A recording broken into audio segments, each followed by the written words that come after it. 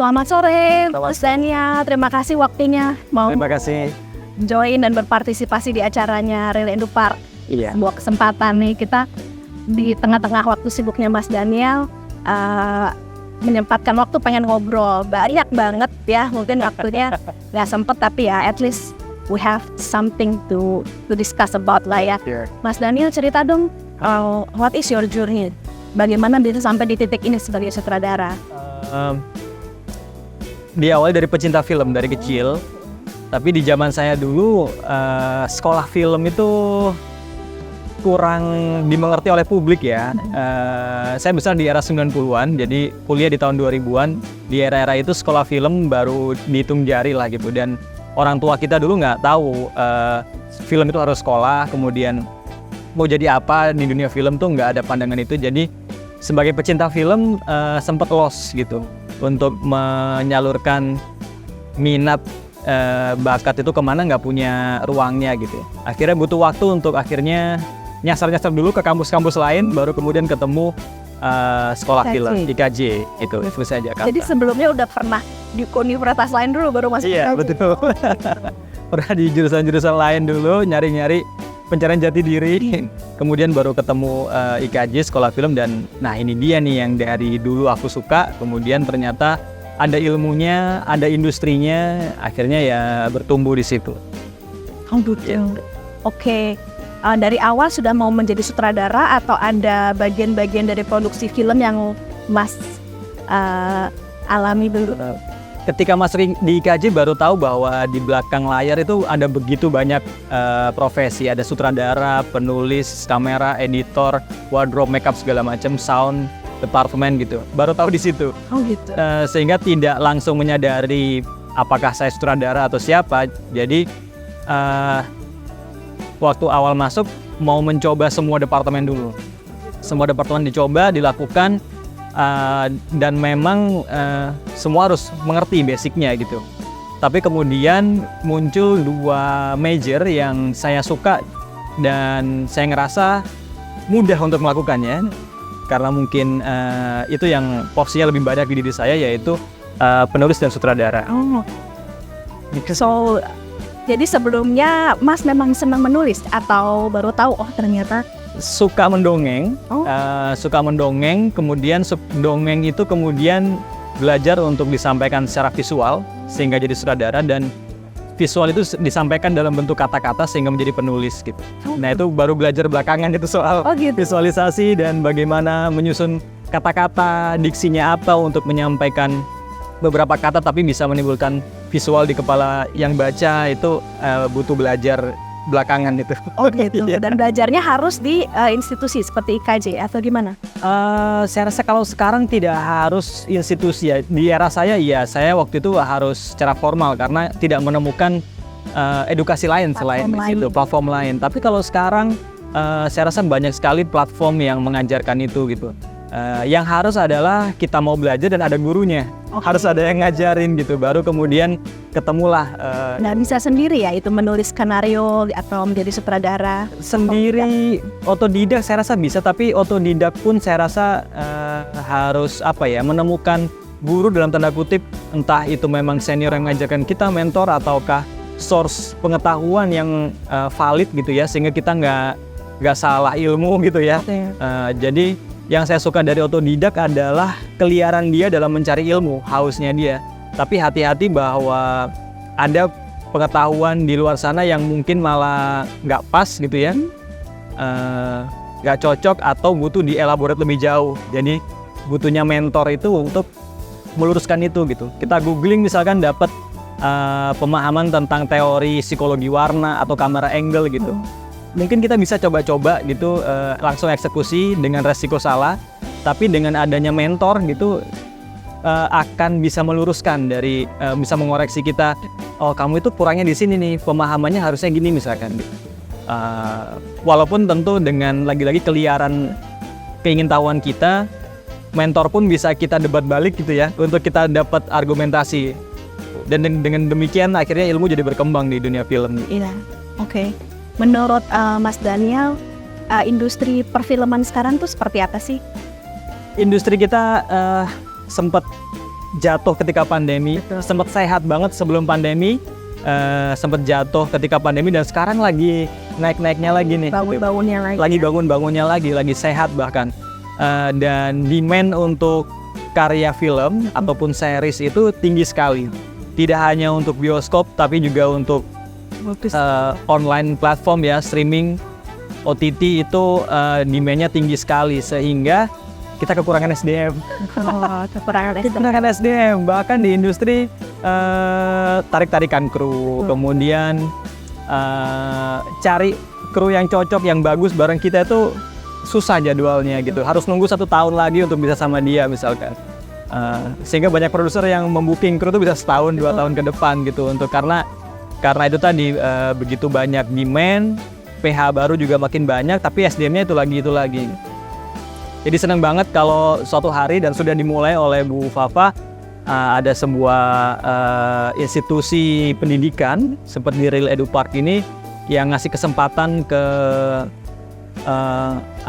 fresh masyarakat yang lebih fresh untuk mengenal film, mempelajari film, dan kemudian nantinya terjun langsung ke industri. Itu kita butuh banget loh orang-orang. Jadi skillful talent. Skillful talent. Ya. Memang di Indonesia kita banyak sekali supply SDM, tempat yang kurang tepat, sementara di industri yang thriving semacam film kita kekurangan SDM. Yes. Jadi kita memang ingin mengisi skillful talent itu. Talentnya banyak. Ya. Skillnya itu yang harus kita latih, betul kan Mas? Skillnya dilatih, betul. Emang benar-benar bangun ekosistem ini harus sama-sama gitu. Yes. Saya dari bagian edukasinya, dan Mas Daniel tekniknya, Sari orang-orang yang praktisi yang udah bergerak dalam bidang ini, dibutuhkan banget ilmunya untuk untuk memberikan tongkat estafet nih kepada betul. Orang-orang lain, skillnya Betul. Ya, kita butuh skill orang-orang baru, dan juga regenerasi di perfilman harus selalu terjadi ya. Bukan hanya kita di balik layar, tapi juga yang di depan layar, para aktor, aktris. Good looking di kamera memang perlu, tapi juga skill untuk dia bisa acting, bisa menghidupkan karakter, itu juga ada ilmunya dan memang harus dipelajari gitu. Ya. Mas Daniel boleh nggak share ke kita pertama kali terjun membuat film yang sangat dikenal oleh masyarakat, itu prosesnya seperti apa? Film komersil secara publik maksudnya ya. Jadi kalau kita dulu sekolah film, biasanya kita selalu memulai dari bikin film pendek. Bikin film pendek karena ya biaya lebih murah, budgetnya, kemudian karena pendek dia lebih cepat dibuatnya, dan kita bisa langsung mengukur skill kita di mana nih gitu.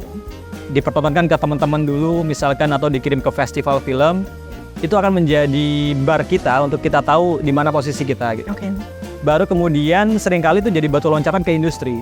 Karena kalau di industri itu banyak produser itu yang bukan nanya degree-nya atau gelarnya apa, S1 atau S2, bukan itu, tapi udah pernah bikin apa gitu, pengalamannya. Jadi kalau misalkan kita magang ke senior kita di industri, atau kita bikin film secara mandiri, kemudian kita tayangkan online, nah jumlah views-nya atau respon-respon publik pada film itu akan menjadi modal kita untuk batu loncatan ke industri gitu. Mungkin viral, atau kita tidak berharap viral, tapi kualitasnya punya komentar good review misalkan, itu akan jadi modal tersendiri gitu. Nah, kita dulu memulai dari seperti itu. Kalau saya, kita kirim ke festival film internasional, kemudian kita menang di beberapa festival film. Itu yang jadi portfolio kita untuk kita present ke produser untuk minta budget yang lebih besar untuk film panjang pertama gitu. Oke, kalau menurut Mas Daniel di saat ini lebih banyak kebutuhan untuk film bioskop, film panjang, atau untuk seperti mini series untuk stream? Hampir berimbang ya. Bioskop kita juga lagi semangat-semangatnya.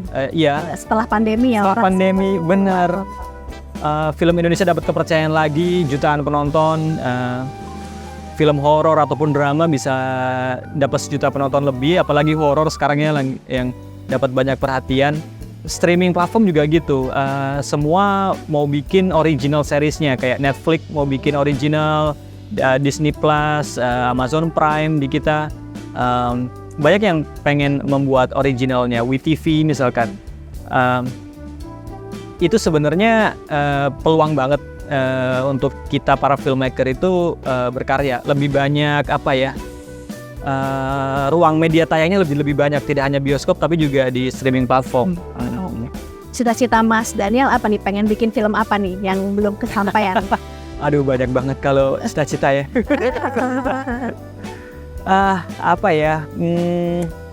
Mungkin ini juga sebagaimana filmmaker lain yang ingin berkarya, filmnya ingin dilihat secara luas ya, bukan hanya di Indonesia tapi juga internasional gitu. Karena ada kegelisahan semacam kalau kita bicara bahasa film Indonesia, apakah bisa dinikmati secara internasional gitu? Karena kalau film luar kita bisa nikmati gitu ya, film Hollywood masuk sini kita bisa nonton, film Korea, Thailand gitu. Kalau film kita untuk international distribution seperti apa ya? Itu kegelisahan saya sih yang sebenarnya sudah mulai dijawab banyak sekali teman-teman filmmaker yang filmnya sudah mendunia di festival dunia ya, seperti Cannes, kemudian Venice dan lain-lain. Hanya belum masif gitu, belum banyak, hanya beberapa yang bisa kita hitung jari. Harapannya sih nanti jumlahnya lebih banyak lagi gitu, bahwa film kita tidak hanya dikonsumsi di Indonesia tapi juga international audience gitu. Iya, oke. Kalau mau kasih satu pesan nih untuk audiens kita, Audience ya. generasi Gen Z dan yang lain-lain untuk masuk ke industri film yang saat ini tuh kayaknya masih eksklusif banget, susah banget masuknya, mau dari mana nggak tahu itu. Apa yang bisa Mas kasih masukan? Coba cari info di mana ada pendidikan film yang paling mudah dan paling cepat. Saya udah cari, salah satu jawabannya adalah Real Edu Park. Saya paling suka dengan visi misi Bu Fafa ini, yaitu menghadirkan pendidikan film yang terjangkau secara biaya dan cepat secara durasi belajar. Kalau kita sekolah film di kampus-kampus yang bergelar itu kan butuh 5 tahun lebih ya, bahkan lebih panjang daripada kampus-kampus ilmu lain, karena kalau di kampus film kita harus bikin satu film utuh di akhir semester tuh waktunya ekstra gitu. Nah, dengan hadirnya tempat edukasi semacam Real Edu Park ini dengan biaya yang lebih terjangkau dan waktu yang lebih pendek, saya rasa itu adalah gerbang ke dunia film yang lebih mudah gitu untuk publik gitu. Dan semoga itu bisa membawa masuk banyak orang ke dunia film nantinya. Dan memberikan akses ke industri perfilman ya, bisa ketemu dengan orang-orang semacam Mas Daniel, Mbak Sari, Mbak aktris ya. Dari sekolah pendidikan itu kita ketemu dengan dosen-dosen atau mentor yang memang pelaku industri. Dari mereka kita kemudian bergerak lebih jauh ke industrinya. Oke, terima kasih waktunya Mas Daniel. Terima kasih kesempatannya. Oke, terima kasih. Sampai ketemu next. Sampai jumpa. Bintang tamu. Dadah.